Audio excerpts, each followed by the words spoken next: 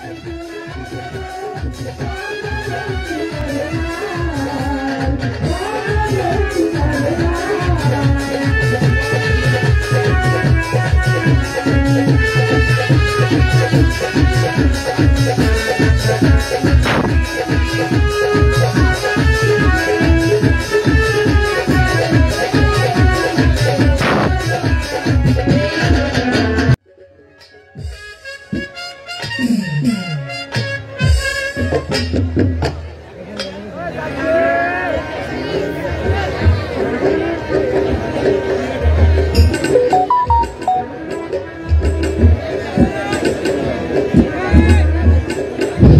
खुदा आज निशिते আমি একই স্বপ্ন দেখেছি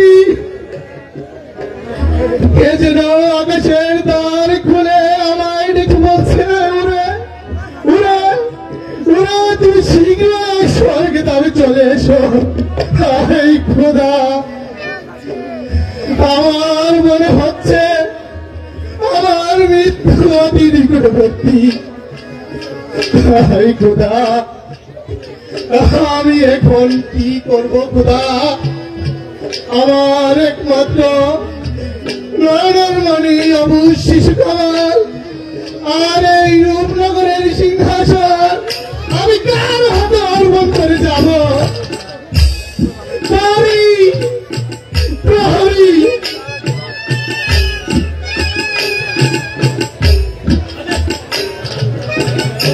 যাও যাও যাও প্রহরী মুজির মূর্খা বেগম মুস্তাফানুর শিশু কামালকে দরবারে পাঠিয়ে দাও। মহারাজ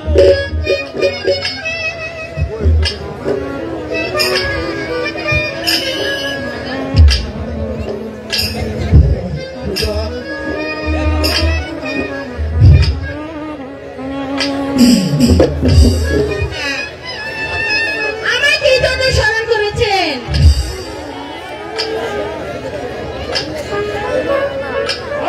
কি জন্য স্মরণ করেছেন জানা?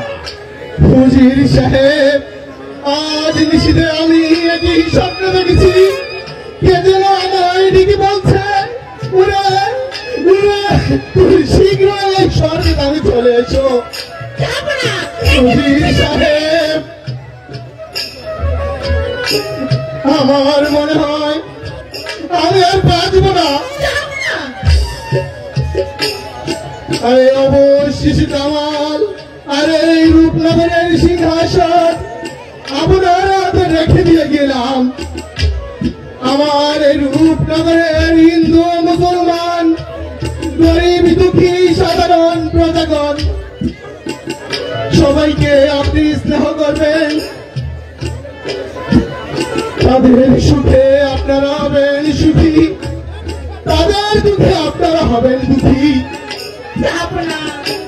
আপনি কি বলছেন? বেগম সাহেবা আমি যেন ধৈর্য রাখতে পারছি না। এই অল্প বয়সে আপনি আমাকে ছেড়ে চলে যাবেন, আমি তো কিছুতেই মানতে পারছি না।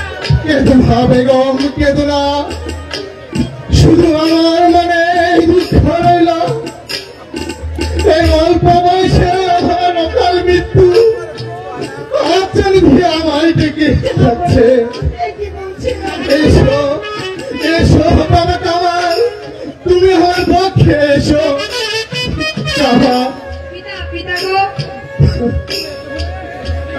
বাবা কামাল কাঁদিস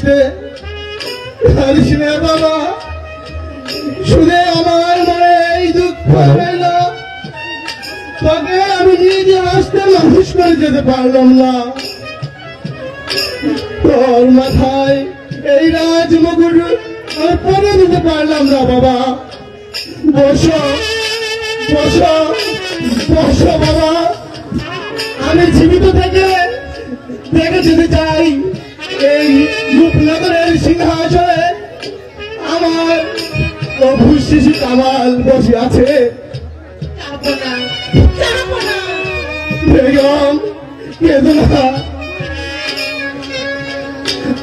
আজ থেকে এই রূপনগরের সিংহাসন সুপেতে গেলাম আপনার হাতে।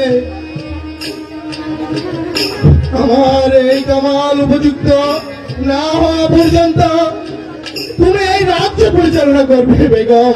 কি বলছি আপনি পূর্বকে চলে যাবেন, মনে করবেন রাজ্য পরিচালনা। উজির সাহেব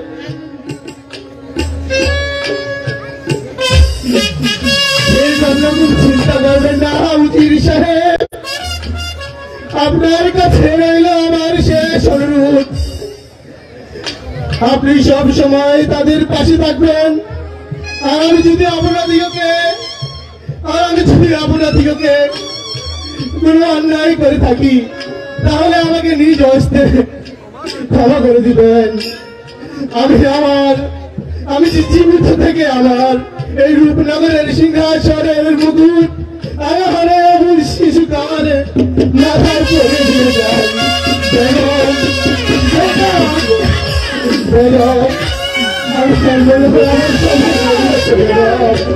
বিদায় বিদায় বিদায় বেগম, বিদায় বিদায় বাবা, বিদায় কামাল, বিদায়।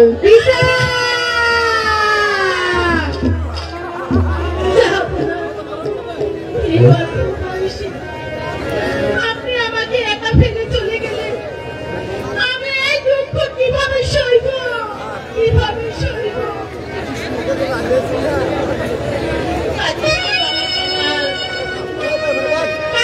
কি হবে?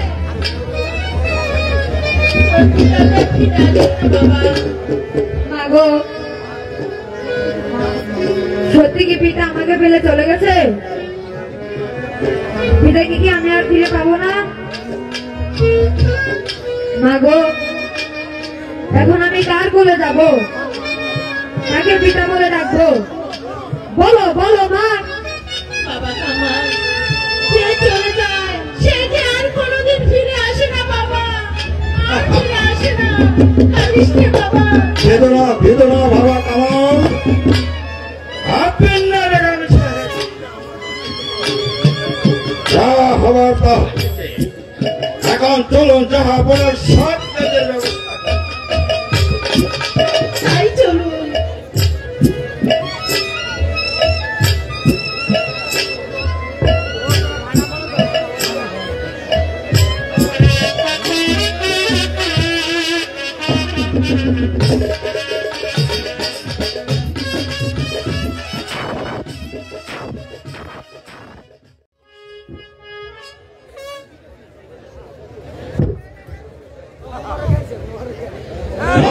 মৃত্যুর পর থেকে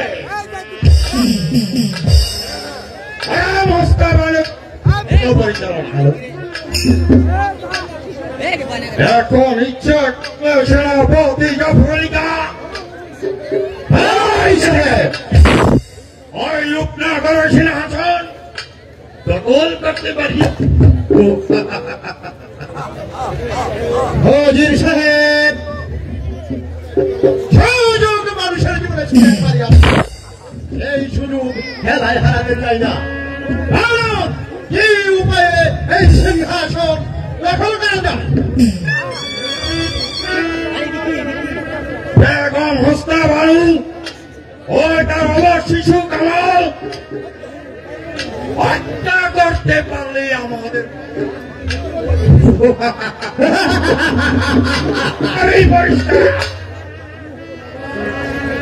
আমি হব রাজ্যের নবাব আর তুমি হবে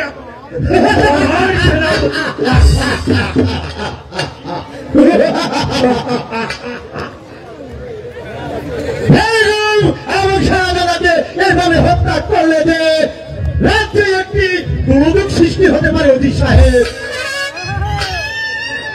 না না না না না, তা কখনো হতে পারে না অজিত সাহেব। বাধা দিতে নয় অজিত সাহেব, আমি এসেছি আপনাকে স্মরণ করে দিতে।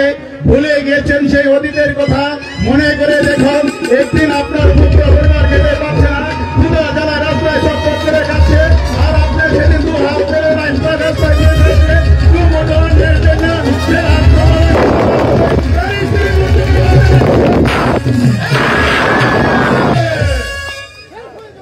হয়ে যাওয়া এখান থেকে শেষ, তাই আমি চলে যাচ্ছি। যাবার বানাইয়ের রাজপ্রাসাদে দাঁড়িয়ে তামান দুনিয়ার গঙ্গা জল স্পষ্ট করে আকাশ বাতাস সাক্ষী রেখে প্রতিজ্ঞা করে বলে যাচ্ছি, এই নবাবপুর আপনাদেরকে প্রতিবাদ করা না থাকলো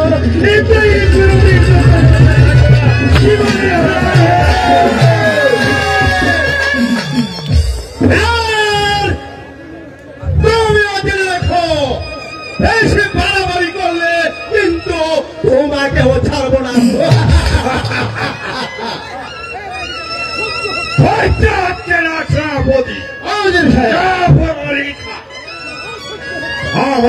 সহ্য হচ্ছে না, আমাদের কর্তব্য কাজ আমরা ওই সমাধান করতে হবে।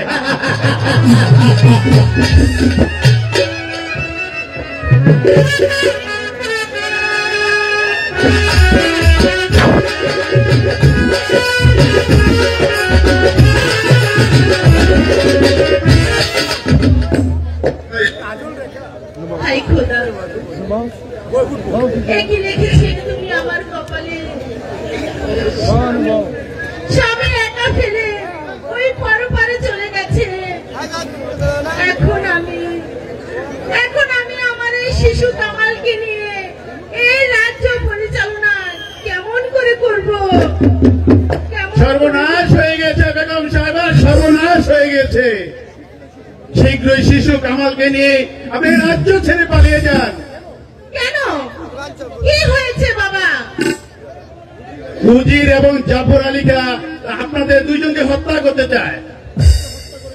আমাদের হত্যা করে তাদের কি লাভ? লাভ অনেক।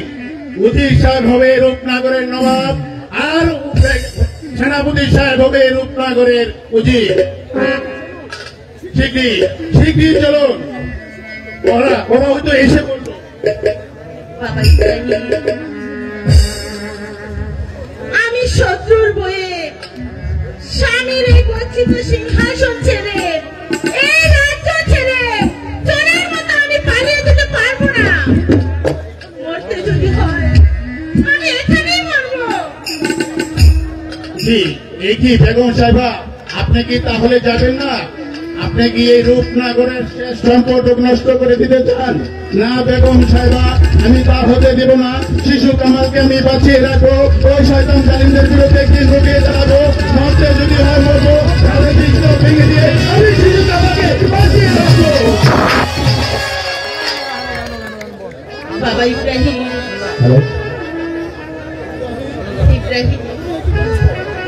তুমি কি করছো বাবা? বেগম সাহেবা, আপনাকে বৃথা অনুরোধ করবেন না। আমি আপনার নিমক খেয়েছি, আপনার সাথে নিমক হারামি করতে পারবো না। আমার জীবনের শেষ রক্তবিন্দুটি হলো আমি শিশু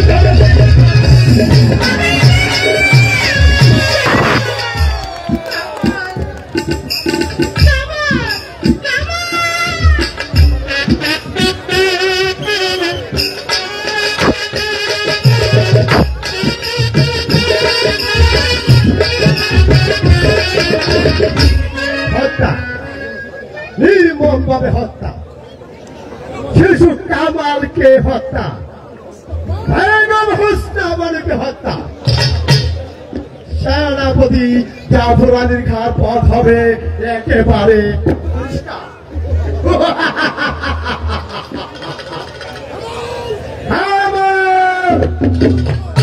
তুমি কোথায়? এখনই তোমার জীবনের চিনিমিনি খেলা শেষ, আমি শেষ করে দিচ্ছি।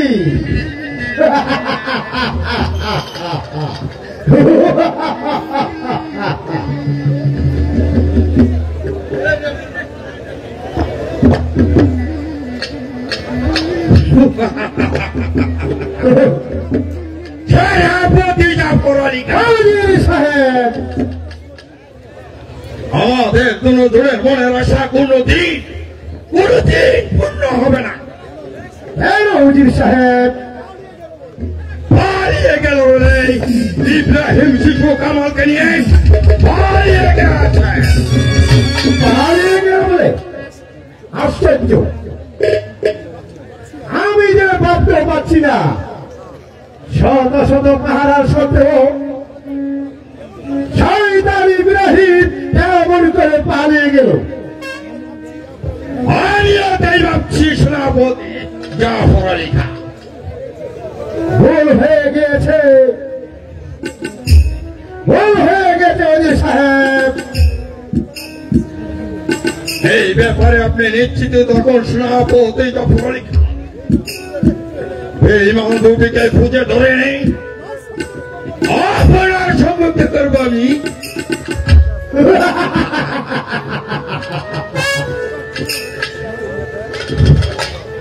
এবার চলো নজির সাহেব, যতক্ষণ পর্যন্ত তাদেরকে আমি হত্যা না করতে পারি এই অযোগ্য কাজ বন্ধ হবে না। এই চলো ওজি সাহেব।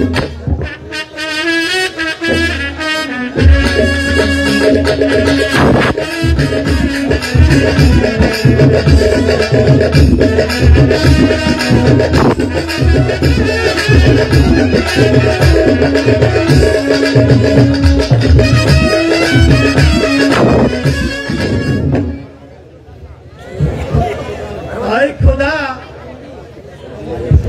আমার এই সংসারে পুত্র কন্যা কিছুই নেই, একা একা একে জীবন আমি কেমন করে কাটিয়ে যাব খোদা। হায় খোদা, তুমি আমার একটি উপায় করে দাও খোদা, তুমি আমার একটি উপায় করে দাও। ওই তো দেখা যাচ্ছে কদমালি চাষার বাড়ি। কদমালি, কদমালি বাড়িতে আছো? কদমালি কে কে আমাকে এই নিশি রাত্রে ডাকছে? আমি ইব্রাহিম। ইব্রাহিম, আসো। এই নিশি রাত্রে গরিবের বাড়িতে কি মনে করে? আমি দূর হতে দেখছি তুমি খোদাহ তাআলার কাছে কত কাকুতি মিনতি করেছ একটি সন্তানের জন্য, তাই তাই আমি এসেছি তোমাকে ছেলেটি দান করতে। ছেলে? আপনি আমাকে ছেলে দান করবেন? হ্যাঁ। এই যে আমার পরম সৌভাগ্য। নাও ভাই, এই সন্তানটি আজ থেকে তোমার নিজের সন্তান বলে পরিচয় দিবে, আর তার পরিচয় তুমি অবশ্যই গোপন রাখবে। ভাইয়া ভাইয়া, তুমি আমাকে ফেলে চলে যাবে? না ভাই, আমি তোকে ফেলে চলে যাব না, আমি তোকে ক্ষতির জন্য এখানে রেখে যাচ্ছি, তবে আমি মাঝে মাঝে অবশ্যই তোকে এসে দেখে যাব। ভাইয়া আমাকে ফেলে যেও না ভাইয়া। এই যে দেখতো ওই কাছে দুটি পাখি কত সুন্দর করে খেলা করছে, তুই গণিত দেখো, তুই আনন্দ দেখ। হ্যাঁ ঠিকই তো ভাইয়া। ভাইয়া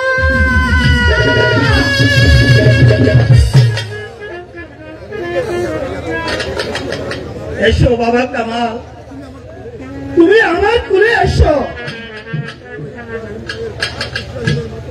আমি ও ইব্রাহিমের মতো, ইব্রাহিমের কথা মতো আমি তোমাকে লালন পালন করে লেখাপড়া শিক্ষা দিয়ে শিক্ষিত করে মানুষের মতো মানুষ করে গড়ে তুলব। চলো বাবা, এবার চলো আমরা বাড়ি যাই।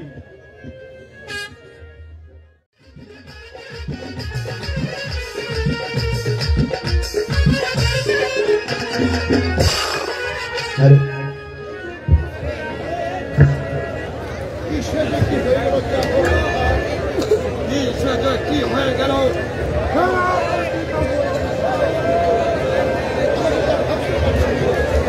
আমি সেটা ভাবতেও পারি। সেই জন্য কোনো চিন্তা করবেন না ওজি সাহেব, যেমন করে হোক এই শয়তান দুটিকে আমি ধরে নিয়ে হত্যা করবই করব।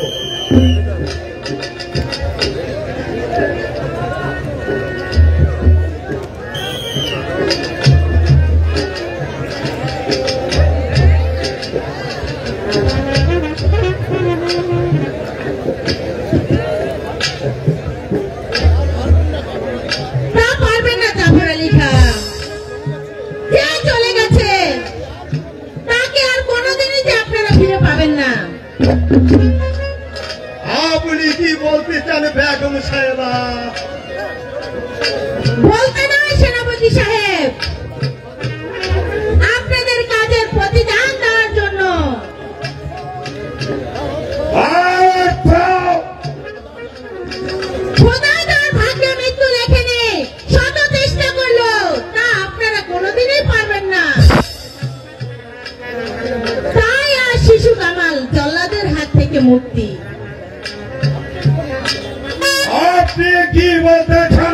সাহেবা, আপনি কি বলতে চান আমরা শিশু কামালকারী হত্যার ষড়যন্ত্র? নিশ্চয় করতে চান। যদি ইব্রাহিম সাহায্য না করত তাহলে যে আজ শিশু কামালকে জীবন দিতে হতো। বেগম সাহেবা, চুপ করো বেঈমান! তোমাদের আমি হাড়ে হাড়ে চিনে ফেলেছি। তাই ভাবছি এই বেঈমানদের কি শাস্তি দেওয়া যায়।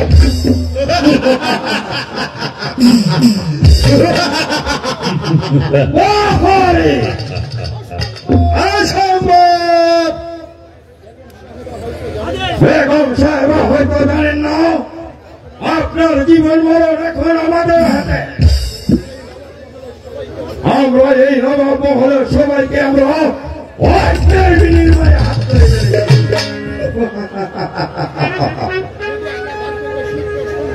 যদি আপনার বাধ্যকে সুপর্ণ সহ রাখতে চান তাহলে আমাদের অনুমতি থাকতে হবে, নইলে নইলে আপনার স্থান হবে ওই অন্ধকার কারাগারে।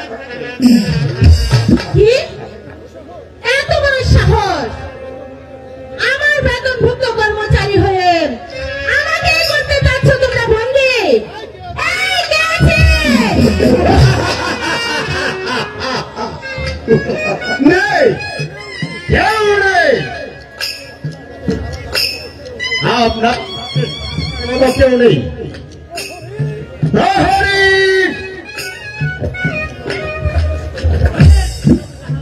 বন্দী করে বেগম সাহেবাকে।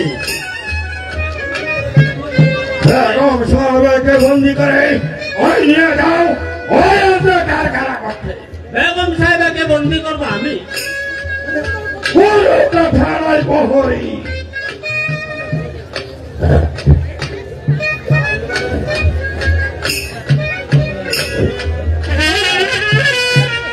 চলো। ও খোদা, এ কি লিখেছিলে তুমি আমার কপালে? এ কি তোমার লেখা? যারা আমার হুকুমের চাকর ছিল তাদের হাতে আজ আমি বন্দী। তুমি এই নিমক হারামদের শাস্তি দাও খোদা, শাস্তি দাও, শাস্তি দাও। অভিশাপ দেওয়া হচ্ছে। আপনি আপনি সহ্য কেটে যেতে পারবেন না বেগম সাহেবা। এবার না অন্ধকার কারাগারে বসে বসে আপনার খোদাকে স্মরণ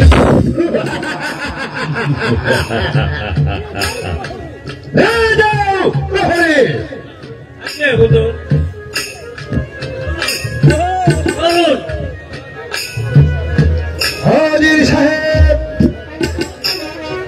এবার চলুন আমরা এই অন্তপুরে চলে যাই। এবার তাই চলো। গাজর, গাজর, কোথায় যে গেল ছেলে কি? দেখতে দেখতে ছেলে কি বেশ বড় হয়ে উঠেছে। তাকে এখন স্কুলে ভর্তি করা একান্ত প্রয়োজন। গাজর, ও গাজর। হ্যাঁ পিতা, কি জন্য আমাকে স্মরণ করছেন? এসো বাবা কাজল, আমার কাছে এসো। কাজল বাবা, তুমি এখন লেখাপড়ার উপযুক্ত হয়েছ। আমার ইচ্ছা তোমাকে স্কুলে পাঠিয়ে লেখাপড়া শিক্ষা দিয়ে আমি তোমাকে উচ্চ শিক্ষা শিক্ষিত করে মানুষের মতো মানুষ করে গড়ে তুলব। তুমি কি বলো বাবা কাজল? আমার তো পড়াশোনার বড় ইচ্ছে করে, তাই আপনি আমাকে পড়াশোনা করার ব্যবস্থা করে দেন। চলো বাবা। হ্যাঁ চলে, এখনই তোমাকে স্কুলে ভর্তি করার ব্যবস্থা করে গিয়ে। তাই চলো পিতা।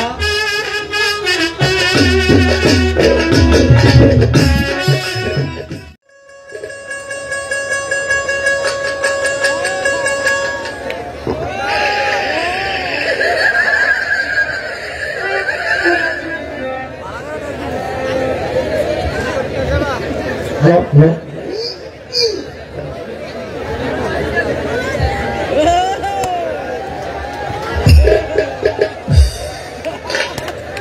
শালা जाना पाया सर सकीना सरी हमारा पुंता अंकल सरी सत्त कैदा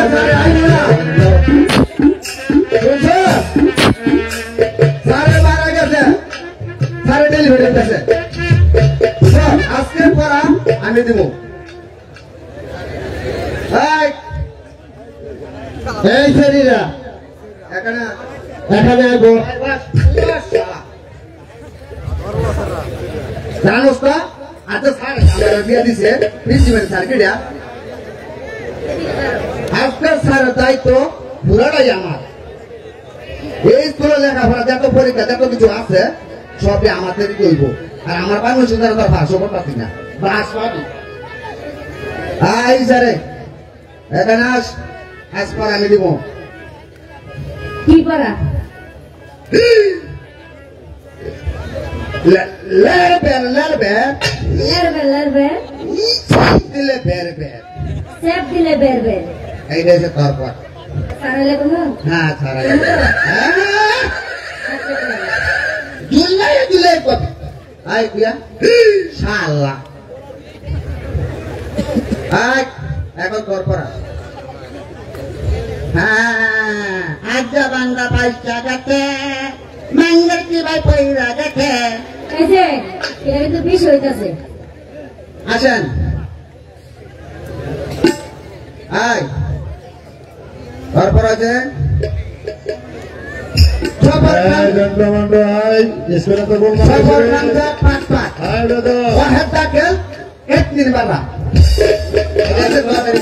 আমি ঘুমাইতেছি ঘুমে তো উঠে গা এখন পড়াটা আবার আমার কাছে দিবি আসসালামু আলাইকুম স্যার सारे सूत्र भी तो आपने लाए थे ना बोले ना দিল হু গেল রে सुन थाला सुन ভাই তো ঘুমাইতে না কেন ঘুমাইতারি না उधर में तू देखो सुपर आपने ने लाए थे ना স্যার আমার আলাইকুম স্যার এই দন্ড মন্ডু এস স্যার তারা স্কুলে তো গোলমাল করছিস কেন স্যার গোলমাল করছ না তো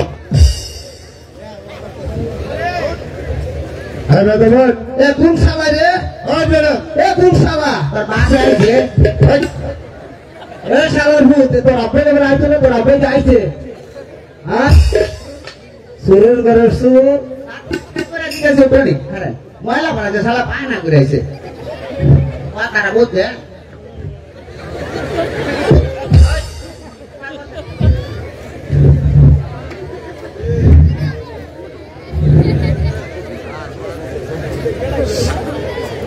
এই দন্ড মন্ডু তোমাদের পড়া হয়েছে হ্যাঁ স্যার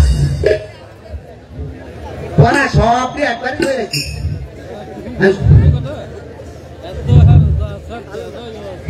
স্যার আরেকজনটা আমার একটা পড়া দিছে কি পড়া দিয়েছে স্যার বের বের সেফ দিলে কি যে কইলো বের বের কেন তো এই দন্ড এই পড়া কে দিয়েছে ওই আমি এই পড়ার অর্থ অর্থ স্যার আমি জানি তো এটা আমার অর্থ আছে স্যার বলো কি অর্থ বলো অর্থ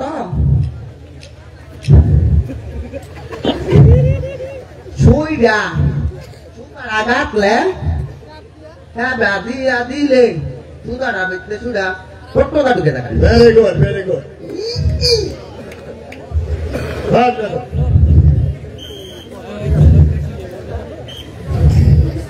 सर गो ओ सर আমি একটা আপনি ফরস